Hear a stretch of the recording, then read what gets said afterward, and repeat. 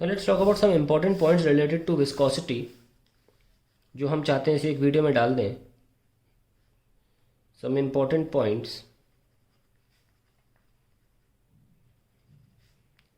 related to viscosity.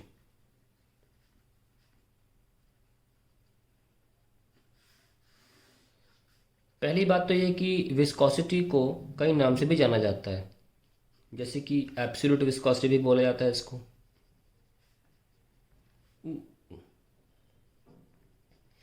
एक और नाम है इसका डायनेमिक विस्कोसिटी भी बोला जाता है.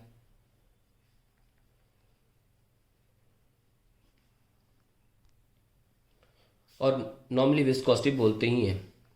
दूसरा एक और टर्म आता है काइनेमेटिक या kinetic viscosity.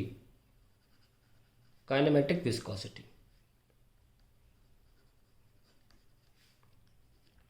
it is defined as the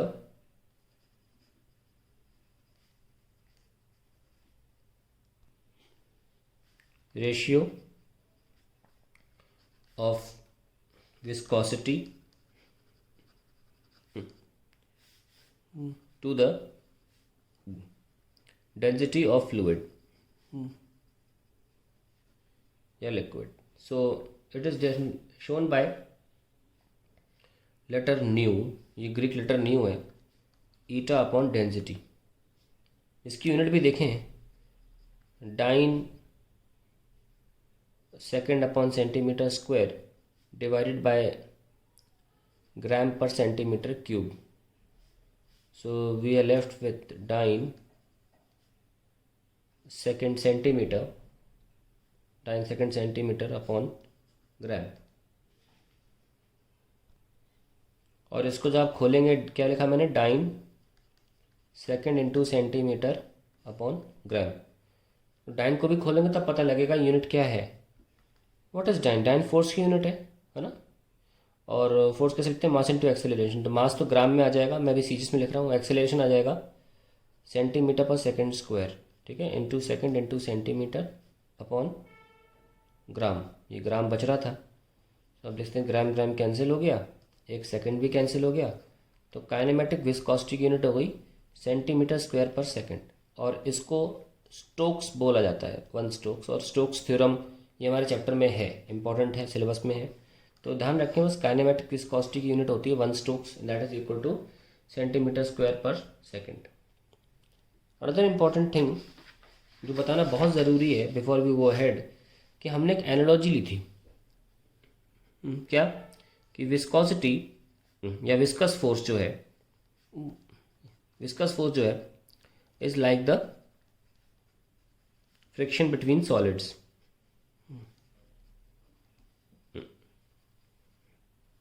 friction between solids.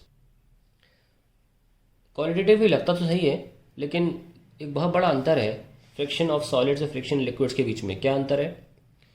कि जो सॉलिड फ्रिक्शन होता है, सॉलिड फ्रिक्शन जिसको हम स्टैटिक फ्रिक्शन बोलते हैं या काइनेमेटिक फ्रिक्शन बोलते हैं, solid friction it is independent of, third point था ये, independent of the area of the surfaces in contact. ठीक है, इसका एग्जाम्पल भी किया गया था कि अगर एक ब्लॉक है और उसके साथ एक पैन लटका दिया, वेट्स इंक्रीज करे जाएं इसमें, तो हमने क्या किया, मतलब एक ब्लॉक और ऊपर रख दिया. अब तो जो वेट लगा इसको जस्ट मूव कराने में, वो हमने नोटिस किया. और ऑन दी अदर हैंड जब हमने इन ब्लॉक्स को एक के ऊपर एक न रख के साथ में जोड़ दिया, ऐसे टेंशन रस्सी पे उतना ही होगा. नोटिस किया कि जो फ्रिक्शन था, यानी कि जो force required to move just move these two, वो दोनों केस में सेम आया. यहाँ पे वेट्स और यहाँ वेट सेम आए, V1 W1 इक्वल W2. यानी कि साबित ये होता है कि एरिया अभी आधा कांटेक्ट में था, अब डबल कांटेक्ट में, फिर भी सॉलिड फ्रिक्शन सेम आया. लेकिन लिक्विड की केस में जानते हैं कि जो लिक्विड फ्रिक्शन है, यानी कि विस्कस फोर्स जो है वो proportional to area of surfaces in contact है. ये एक बहुत ही इंपॉर्टेंट डिफरेंस है कि टोटली आप इस एनालॉजी को अप्लाई नहीं कर सकते. एक और चीज़ है, point number 4, scientist mainly Maxwell ने स्टडी की थी कि जब दो लेयर्स मूव करती हैं तो इनके बीच के लिक्विड में एक स्ट्रेन आ जाता है, और हमने आपको पढ़ाया भी है कि इसको बोलते हैं शेयर स्ट्रेन। ये डेल्टा एक्स है, डी एक्स, और ये डी वाई। तो स्ट्रेन आ गया, that is D X by D Y. हालांकि उन्होंने ये भी बोला कि बार बार ये स्ट्रेन गायब हो जाता है क्योंकि लिक्विड लेयर सेपरेट हो जाते हैं एक दूसरे से। ठीक है, तो ऐसा नहीं कि हमेशा के लिए स्ट्रेन रहता है, बार बार ब्रेक हो जाता है, बार बार लिक्विड लेयर वापस अपनी जगह पर आ जाती है। This again comes back, then what happens again, the strain develops, फिर से स्ट्रेन डेवलप होता है नहीं दो लेयर्स के बीच में।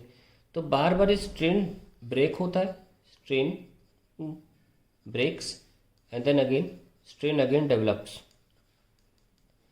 Strain again develops. तो एक तरह से ये कहना थोड़ा सा पूरी तरीके सही नहीं होगा कि लिक्विड्स के between the layers shear strain है। इसकी जगह पर मैक्सवेल ने नाम दिया है स्ट्रेन को fugitive,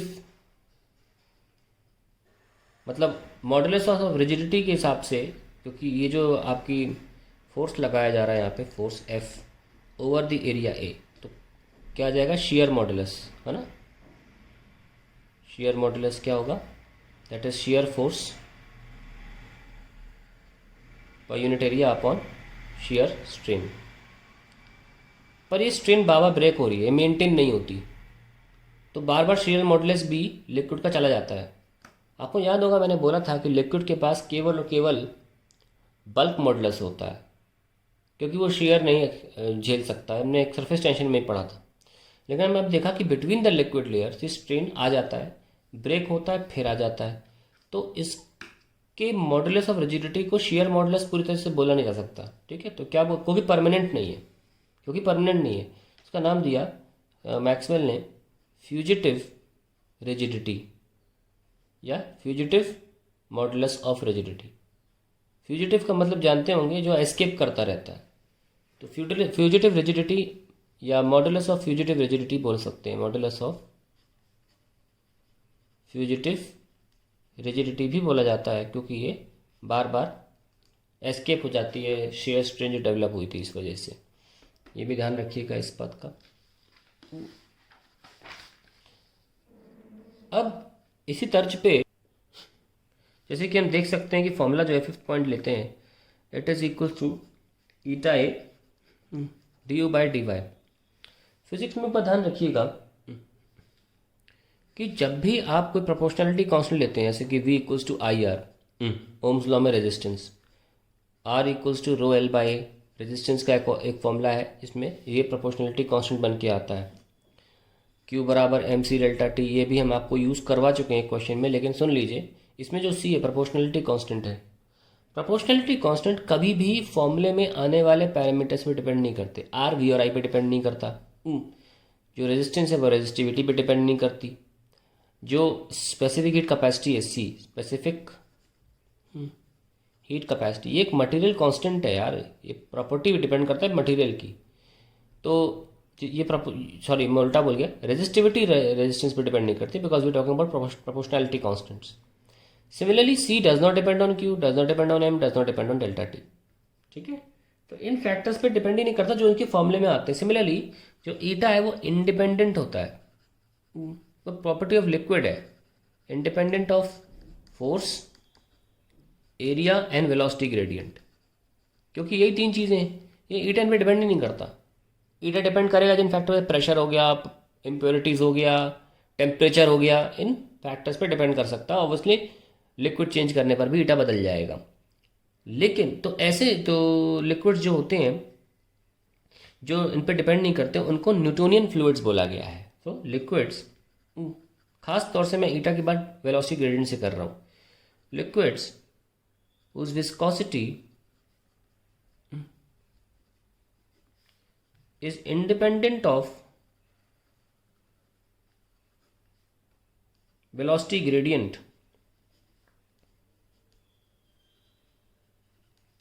are called Newtonian fluids.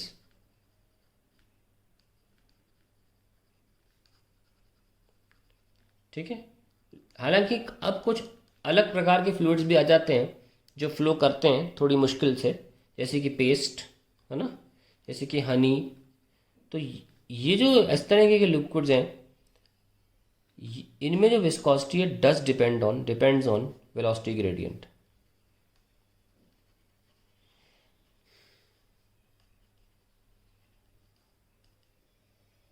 और ऐसे लिक्विड्स को बोला गया थिक्सोट्रोपिक। ओके, ये न्यूटन फ्लूइड्स की कैटेगरी में नहीं आते। तो पहले विस्कोसिटी के बारे में काफ़ी पता चल गया आपको, यूनिट्स तो बता ही दी पहले मैंने। चलिए अब एक काम करते हैं, फैक्टर्स अफेक्टिंग विस्कोसिटी भी इसी में डाल, चलो इसको अलग वीडियो में डालेंगे ताकि आप उसमें ज़्यादा ध्यान दे सकें। Factors affecting viscosity.